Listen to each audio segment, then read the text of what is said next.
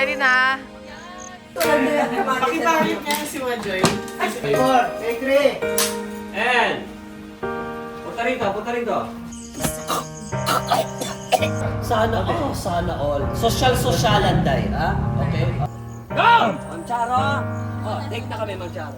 Bumubusina na yung van. So, titingin ka muna sa paligid. Okay? You know? So, titigan, tapos uupo si Madge dito. Firm. Umamit ka ng kutsarang tinidor. Exit ka. Punta ka sa likod. Lalambot ka dahil.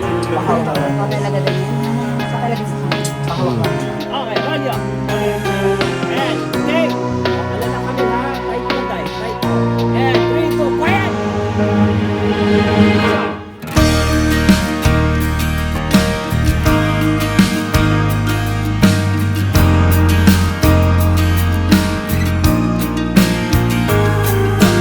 It's a very simple story, to be honest. Nung una kong ginawa yung first part ng 12 Days is naglalaro lang kami nun actually. Oo. And second time namin magka-work ni Akin nun, Second kasi time. nagka-work na kami Sa before MMK. sa MMK. Oo.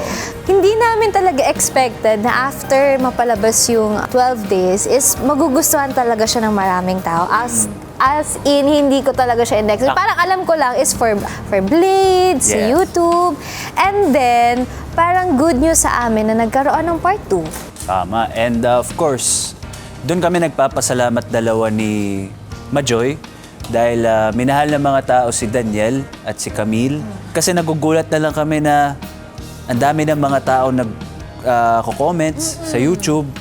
Yun yung Napamahal sila sa nakakatuwa. story. Oo. Oo, yun Parang yung the na-appreciate nila yung Penoy. Oo. Balot pen. Balot, Actually, Penoy. ngayon tawag eh. Pag nagpo-post eh, Penoy, balot, Penoy, balot. So, balot. nakakatawa kasi yung parang, yung project na to is very simple, super konti lang namin. Hindi namin ina-expect na ganito siya tatangkilikin, maraming makakagusto, maraming kikiligin, maraming Yes. iiyakin. Yung 12 Days to Destiny, para lang siyang high school project na ginawa namin. We're all playing around. Pagka si Blade, sabi niya, oh, tara, gawa tayo ng movie, gawa tayong story natin, ganyan-ganyan. O sige, okay. Nagsimula itong project na to around 7 years ago sa isang ibang movie project, and then we had some bad experiences na eventually na-tempt ako na tigilan na itong passion na ito. Until I met our director, si Direk CJ, at medyo nabuhayan ng konti ang aking loob upang i-pursue itong project. Buti na lang hindi ako nag-quit kasi ang 12 Days ay naging isang phenomenon, naging viral hit sa YouTube, at nabuo namin ng isang magandang universe dito. The original idea was we wanted to document a drama or a comedy that happens to a couple with 12 significant days. Nandiyan yung wedding, courtship, yung pagsabi ng I do, yung pag-graduate ng isang kapartner, Mother's Day. 12 okasyon kasi ito eh. Kaya when we started the 12 Days Saga, 12 episodes ito na in-upload natin sa YouTube. And I'll be honest with this ha, sa 12 Days to Destiny, nung nirelease namin yan, pinakawalan na namin yan. Hindi namin in-expect yung sequel. Hinayaan lang namin at mukhang hindi naman pinapansin ng mga viewers natin until pinagtahi-tahi natin yung 12 Days into one long-form movie. Nung in-upload namin yung isang full-form na movie, doon na parang nagulat kami ni Direk. Sabi ko, Direk, tama ba itong mga numbers na to? Tumaas yung views niya, nag 1 million views, napirata pa kami sa Quiapo. I think in a span of 2 months, na-hit namin yung 1 million, nagulat ako. And yung the next 12 days, pinakawalan na rin namin. Hindi na rin namin na-expect na may part 3. Although, we're thinking, what if magkaroon pa? Tinangkilik na pala to ng mga fans ni Aki at ni Majoy. Kaya nung nag-usap kami ni Direk, sabi ko, mukhang mali na pag di natin ibigay kasi ang daming hiling ang ating mga fans. Nakakatuwa kasi nagawa namin ni Majoy, ni na Direk CJ, Sir RST, lahat ng bumubuo ng production team. Itong napakagandang storya na to. Pero I already made a promise to myself and my team na ito na yung last.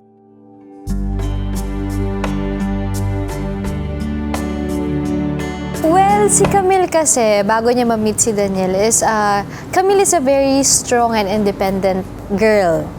So, nasanay siya na siya lang yung mag-isa. And kumbaga dun sa story, parang may mga past experience siya sa love, which is yun yung parang nagiging hugot niya. Until makilala niya si Daniel, simpleng balot, doon na nag-start. Let's go. And ang maganda kasi dito sa character namin is nag-start siya ng simple.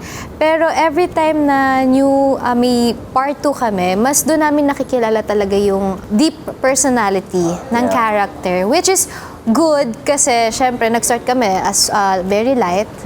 So habang tumatagal yung movie, habang may ginagawa kaming story, mas lalong palalim na palalim. Kaya pala siya ganun sa part 1. Yung mga ganun, kaya pala siya ganun sa part 2. So meron tayo mababalikan na kaya pala ganito siya sa part 2 kasi ganito siya sa part 1. Kaya pala siya ganito sa part 3 kasi ganito siya sa part 2. Which is sobrang ganda kasi ang ganda ng level ng character. Ang ganda ng pagkaka-arrange ng character.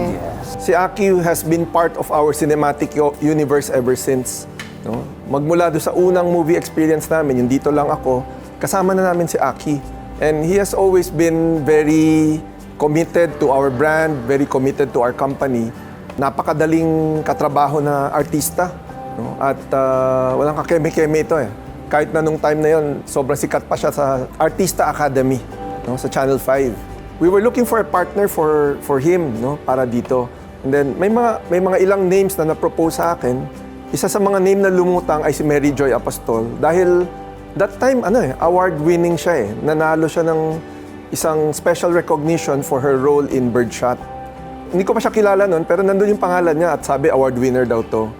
And pinanood ko yung Birdshot, I was convinced na tama, ito na yung pwedeng i-partner kay Aki. During the process ng shooting ng 12 days, narinig ko kay Direk CJ, sabi niya, Majoy, tulo. And then makita mo, tumulo yung luha niya at on cue. Sabi ko, wow naman, ganyang caliber ang actress na nakuha natin. Kaya perfect talaga ito para sa universe natin. Ano ba yan? Bagbagdamdamin ba tawag doon? Makabagbagdamdamin to at basta lahat ng scene na mapa-comedy man yan, mapa-sad, siguro pati horror na rin, oo. lahat ng genre ng movies nandito na lahat. Actually, it's been a long time since I acted. Ayun, medyo na-challenge ako kasi may mga scenes ako na sobrang haba ng lines ko kasi ang dami kong sinasabi kay Camille at Daniel. So, it was hard, internalizing it at first. Kaso, ginaid naman ako ni Direk na sinabi niya na Giselle is you, kung ano yung ugali ni Giselle, ganyan-ganyan. And yung basta yung mga random characteristics ni Giselle is just me, like we're the same person. Kaya, from then on, na-overcome ko yung mga worries ko about the whole story, about my whole character. Favorite moment ko as Carmina is when pumasok siya and she was looking at the whole house. She was surprised, no? Pagpasok niya, yung bumabasi. Yeah, be a spoiler, sorry, but you just watch it because it's full of fun. Yun, I was surprised that my daughter is living in with a man. Yun yung favorite ko doon, moment. Ang number 1 na challenge, lalo na nung nag-shoot kami, is yung weather. That's Majoy, guys. Then, siya si Camille, ang gaganap dito na Camille. Ang sweet niya, no? Kasi nag-hi siya sa akin. Kinikilig ako. Kailangan mo talagang magawa lahat ng mga dapat mo gawin. Kasi baka biglang bumagsak na lang yung ulan. Pero, ang maganda doon is yung mga kasama mga artista gaya ng anak ko, pag ganito yung eksena namin, magagawa naman namin ng maayos. So, masabi kong maganda. Yung story ng The Last 12 Days kasi parang, syempre yung tatlong part siya, no? Etong The Last 12 Days, talagang parang nandito na lahat ng emosyon, talagang pugak na pugak, talagang bugang-buga yung emosyon mo dito, yung tawa mo, yung saya nyo, yung iyakan, at yung mga sakit, yan, talagang dito mo mararamdaman lahat yun. Talagang 100%, ganun. Simula sa 12 days to destiny until the next 12 days and until the last 12 days and on this day. Sabi, galing akong Thailand, pero hindi na lahat ng galing sa Thailand gumaganda eh. Unsuccessful yung pagpapaganda ko. Me as the best friend of Camille, I need to make sure na at least malalagyan ko ng light or gaan ng konti kahit papaano yung kanyang karakter. Pagtawag sa akin ni Direk, sasabihin yung role ko, challenge accepted kagad ginawa ko. Although maraming beses na akong gumarap bilang albularyo manggagamot, pero ito yung pinakamahirap, nakaka-challenge. Alam niyo kung bakit? Yung orasyon. Lintik na orasyon na hindi ko alam kung paano bibigkasin yung dilag ko, nagkabuhol-buhol. Abangan nyo yan. Ang saya. Ilang masasabi ko, sobrang saya. Hindi, kasi parang kahit kami lang yung role ko, as in like one scene lang, it feels like I'm part of the entire movie na. Feeling ko nga, parte na ako nung love team eh. Eme. Hindi, ang saya talaga. Napaka-friendly ng cast and crew. Ayos. Well, you know, the fact that si Mang Balot is already an established character from the first two films. The character was originated by Mr. Jansen Altamirano. And for the third film, so the challenge is to siguro continue that momentum na kung ano man yung nasimulan ni Mang Balot in the first two films, and I just had to tap into my inner Mang Balot. It's always been a roller coaster ride. Yung love affair nila, yung happy moments nila, yung mga kilig moments nila for the first two, and then this third one, it's a bit serious, but I think you're gonna like it. Lalo na yung mga twists and turns. I was telling Direct CJ it was so interesting. I was observing everything on day one. From day one alone, I found it taxing. Because so many details that come into production, and especially when it comes to directing, angles, movements, acting, I was just very impressed with everybody. How this is the first time we've actually witnessed an actual filming.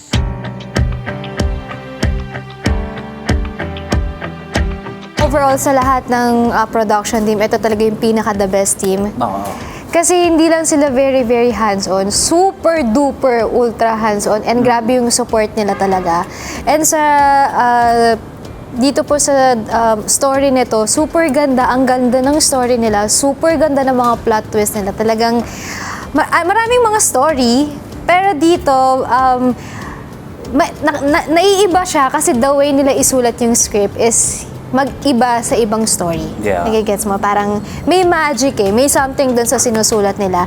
Nung ginagawa na namin yung story, kailangan yung film umiikot sa loob ng Blade Store. Sabi ko, okay, shucks. Ang medyo tricky to kasi wala akong alam sa wala akong alam sa Blade. Wala akong alam sa car parts. Sabi ko, anong alam ko dyan?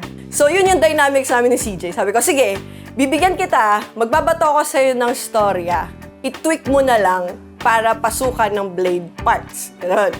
So, sinend niya kay RST yun. Ang unang title nun in #Love and Accessories.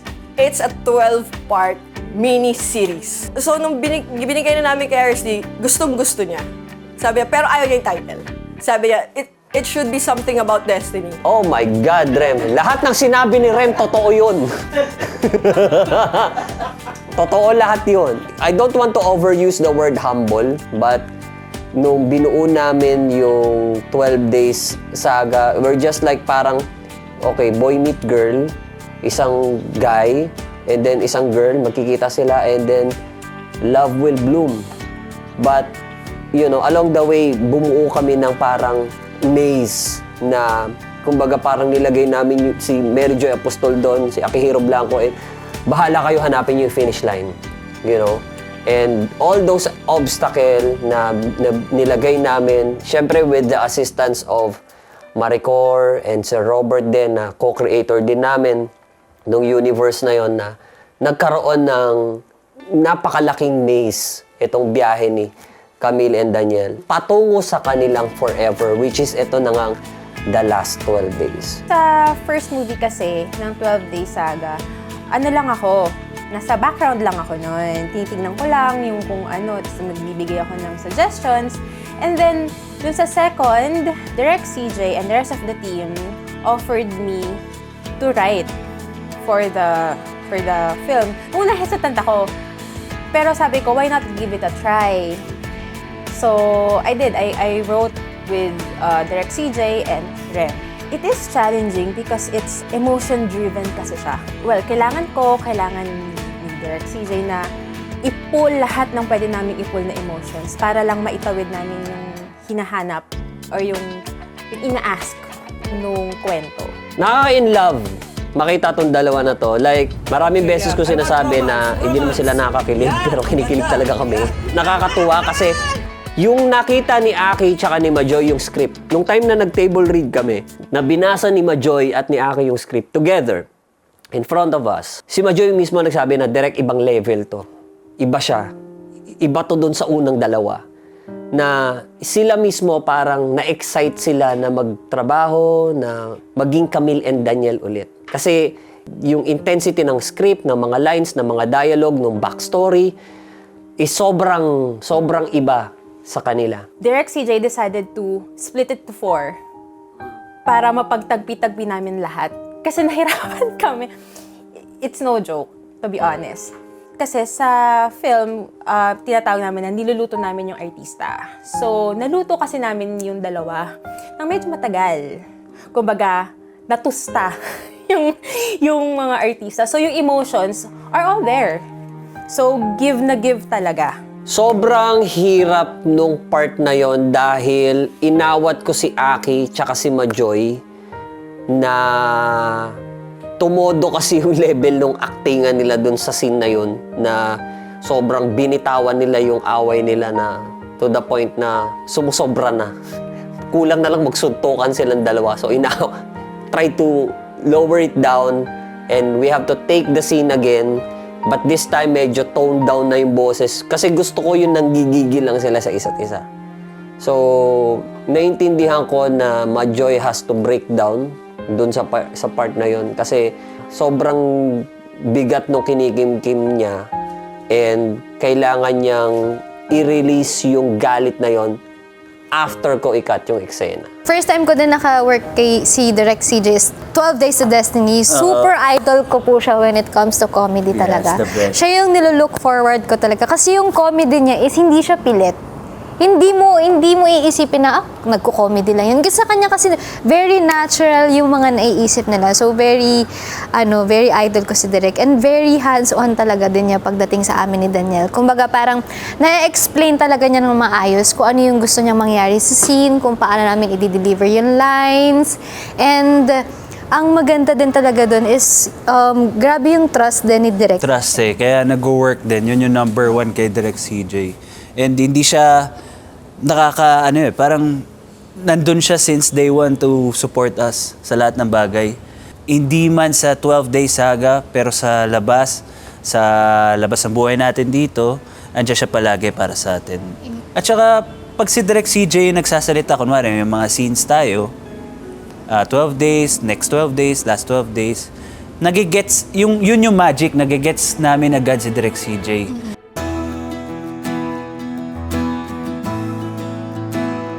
So far, may nakadeal na kaming 3 production outfit throughout this cinematic experience. None of them is comparable to Team Witty Jack. Very pleasant ang experience at kung ano sinabi niya, tutupad talaga siya. No? Yan si Direk CJ at yung kanyang buong team, sobrang reliable. Kahit may problem, kahit meron kaming problem na mga nai-encounter, naka-chill lang sila and then mag-iisip lang yung isa and then okay, let's do this, let's try this. And then ayun, naging okay yung sa'yo. So maganda yung teamwork. Yeah, super ganda ng teamwork ng ating production, the best. The main scope of my job is to really coordinate with the executives, report to the director. Apart from that, I need to make sure lang na everything that is non-technical on the shooting sites are going well, smoothly. Ang goal ko is wala dapat maririnig si Direk CJ na what's going on here, what's the problem here, etc. So that's basically the scope of my job here in the last 12 days. The way I observe it, sobrang comfortable ng Blade to Witty Jack. They say what they want to say. They do subjective criticism kung kailangan. They coordinate properly din naman sa atin. So, hindi ko naramdaman sa kanila na they're producers and sila dapat masusunod all the time. What I like about the relationship is they would really ask them what's the best for this scene, anong pwedeng gawin natin for this particular scene, etc. or this artist. So, yes, ganun yung relationship ng Blade and then the production. So, I'm very happy with that kasi sobrang down to earth din nila. Sobrang daling kausap, ikaw na lang talaga yung nahihiya. Well, sobrang nakakatuwa kasi yung binigay sa amin ng Blade na full creative freedom kami. Nandun lang si Blade na parang, okay, i-align natin sa ganito kasi syempre may values din ng Blade. Meron din silang mga pinipreserve na mga values nila na syempre kailangan mag-reflect dito sa movie. I want to start with Pulang Balde. Gusto talaga namin na mula sa exterior niya hanggang interior, yung homey feel na probinsya, homey feel. Tapos, dun sa Camille's apartment, we wanted it to still have a touch of Camille. So, pinersonalize pa rin namin na she didn't lose her cutesy personality. For Dr. Season's clinic, sobrang challenge siya sa art dep. Yun pala yung pinaka-challenging na set. Because we came in and literally there is nothing. Like, it's just a space. Then sabi ni Direk, sige gawin mong ospital. It's just columns and floor and ceiling and nothing else. Naging teamwork talaga siya. Nag-set up ng desk, ng mga cabinets, naglagay ng mga office supplies and all. Buti lang din dyan si Mabs. Mukha na ba tong doctor's desk? She really had big help doon. Thank God. Mukha na naman siyang clinic. Tsaka magaling din talaga kasi yung actors. Sa sets kasi, minsan mapapansin mo na, syempre bahay siya. So, dapat mukha siyang lived-in. Hindi siya mukhang Airbnb na run-of-the-mill na, nirentahan lang nila to for this prod.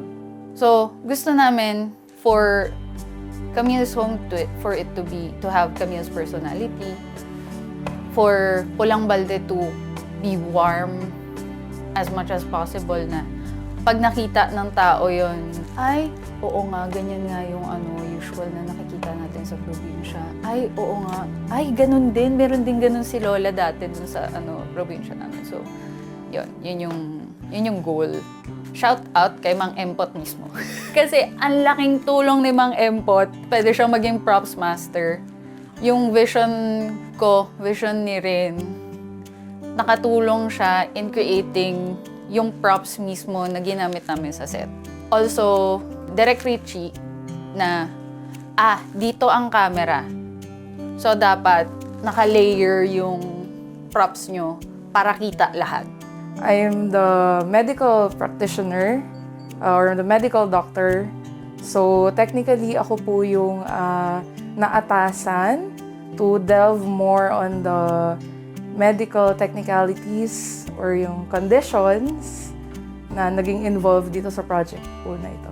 This is actually my first time to be involved in a project outside my job, which is in the healthcare. So, sa umpisa, of course, I was really excited. Kasi nga, it's a really different world from dun sa kinagisnan ko. Sa original script, yung naging sakit ni Daniel was hemorrhage dahil dun sa naging accident. However, yung gusto kasi ni Direk and sila na nagsusulat nung script, meron pang interval na months. Which is, kumbaga, medyo rare siya, if not impossible, sa real life na medical condition. So we came up with the final diagnosis na magiging incidental finding na lang, but hindi hemorrhage. Kumbaga, it was a superficial na sugat sa forehead ni Daniel. However, merong incidental finding nung pina-check up na, meron pala talaga siyang mass, intracerebral tumor or mass.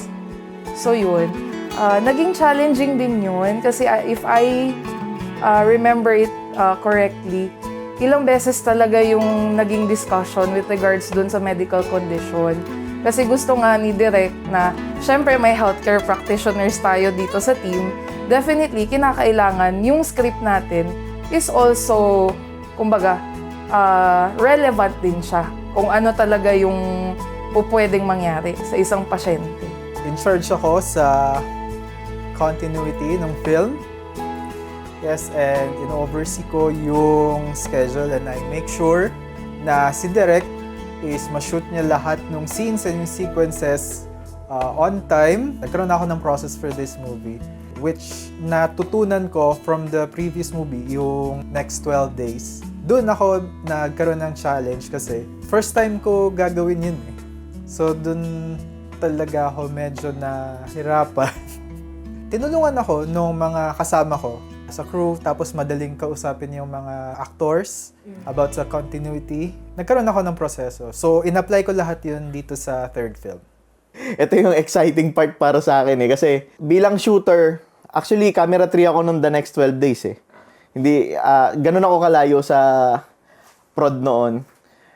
Pero ngayon, nagulat ako kay Direk CJ na sinabi niya na, bro, this time gusto ko handheld tayo. Sa akin noon, parang medyo may pagdadalawang isip ako sa sarili ko. Kasi may mga eksena talagang mabigat eh. Kasi pag naka-tripod ka, kampante ka eh.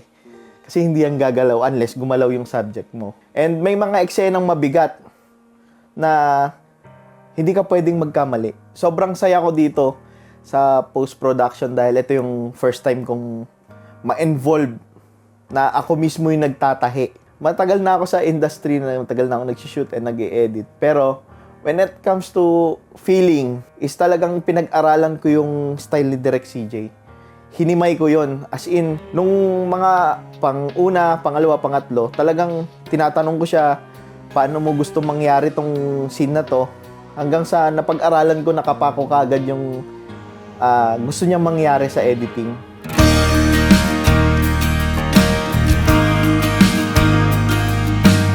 There's always that feeling na parang patapos na yung chapter. So, may konting lungkot, pero more of saya kasi nabuo natin yung kanilang mundo ng maayos, nasimulan sila ng maayos, at magtatapos yung kwento natin ng maayos rin. No? Iba yung feeling na ganyan. No? Very fulfilling kasi very happy ending ang ma-expect ng ating audience. And hindi naman dito nagtatapos yung cinematic experience ng mga fans sa Blade. Magbubuo pa rin tayo ng panibagong kwento at i-expect rin ninyo kung ano man yung naramdaman ninyo dito sa 12 days na emotional roller coaster, we will still try our very best to deliver the next level of experience sa ating next project. I would say siguro walang hanggang pasasalamat sa Blade Asia, sa Blade Auto Center, sa buong Blade Universe. Kasi binigyan nila kami ng ganitong klase ng opportunity na makapaggawa ng pelikulang hindi namin in-expect na mapapalaki namin. So, in behalf of the production team, gusto ko magpasalamat kay Sir Robert Estan at sa lahat ng bumubuo ng Blade Auto Center sa napakalaking endeavor, lalim. Napakalaking endeavor na to. And isa to sa mga babalikan ko if ever lumakbay man ako ng malayo bilang mamimilikula. Isa to sa mga babalikan ko na napakatamis na alaala. So maraming salamat po sa Blade. 12 Days Saga sa career ko, siguro malaki yung binago nito sa buhay ko ni Daniel. Naibabaon ko siya habang buhay. Hanggat sa pagtanda ko, hanggat sa lolo na ako. Kasi why? Kasi parang niyakap ko yung karakter niya na sobre. Kaya sa bawat scenes na binigay ko sa last 12 days, nafe-feel ko talaga na ako si Daniel. Kaya ganun yung siguro yung naging emotions ko doon. Kasi nafe-feel ko, naaawa ko sa kanya eh. Ako bilang Aki, naaawa ko sa nangyayari kay Daniel. So ibig sabihin, niyakap na ni Aki si Daniel. Ibig sabihin, nandun na siya sa'yo. So, yun yung baon na dadaling ko forever. Pero dahil parte siya ng work natin, I have to say goodbye na kay Daniel. Kailangan ko na siya i-let go. And I'm so thankful dahil ang dami ko natutunan kay Daniel. Yun yung pinaka-the best dito sa story na to. Ako po sa akin siguro, super grateful. One of the biggest blessing po sa akin yung 12 days. Kasi po, siguro kasi yung 12 days is paulit-ulit kong sinasabi na hindi lang din kami nag-work dito. Grabe po yung support na nakukuha namin ni Aki. Parang pag pupunta kami sa set, parang isasantabi namin yung word na work. And ini-enjoy namin yung company ng bawat isa and with the prod. So, very grateful kasi yung 12 Days to Destiny na binigay niyo po sa amin na trust. Nakagawa tayo ng ilang part dito. So, hanggang ngayon nandito pa rin tayo and grabe yung pinagdaanan kahit hindi tayo nagkikita every day with the team. Grabe yung bonding, ayun nga, yung trust, yung respect, and parang nakabuo tayo ng isang family dito and friendship, which is, yun yung forever na babaunin talaga natin. And one of the best project din talaga, grabe yung team. Wala akong masabi, sobrang speechless. Yun yung pinaka-importante sa akin is yung ka-work ko lahat, kasundo ko lahat, and yung alaga, yun talaga. The best na tong last 12 days. Gusto na namin i-close to kay Camille at Daniel. Happy ending na to for me.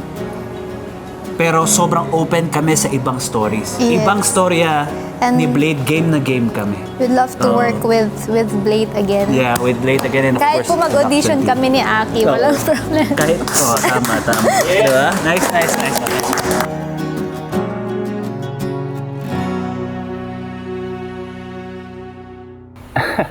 Ganda dito, no? Oo nga, no? Tsaka dun, no? Oo nga, dun. Kitang-kita mo talaga yung... Yes, kasing ganda mo. Ganda eh. Babe, will you marry me?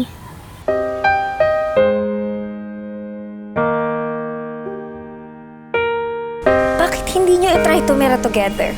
Para ikaw pag nag-walk down dahil ka ng bruha ka, ready ka. Camille! Ma. You're living together? Ma, it's not what it looks like. Then what? Ayoko to! Hindi ito ang pinunta ko dito, Camille! You stop this! Hindi ko alam kung anong nangyayari sa inyong dalawa. Pero kung may aaminin kayo, ngayon na yung tamang panahon. We will go back to Manila at once. Anong problema sa itsura ni Camille? Bakit damit na ba ngayon ang basihan ng kaligayahan? Mawalang galang na ho. Pero hindi ho ako pumunta dito para magipagtalo sa'yo. Responsibilidad ko ang batang yan. Pack your things and go home! Ingat ka. Ako pa.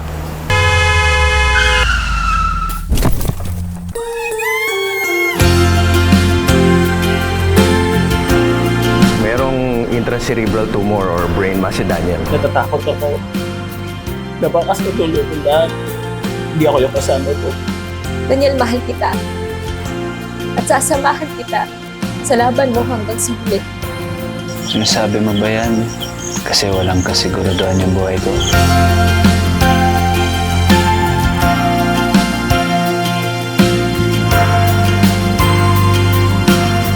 But you need to understand the risks dahil oras na ang kalaban natin dito. No problem. Just give me 12 days. 12 days? This is the last 12 days. And if this is the last 12 days, susulitin ko to.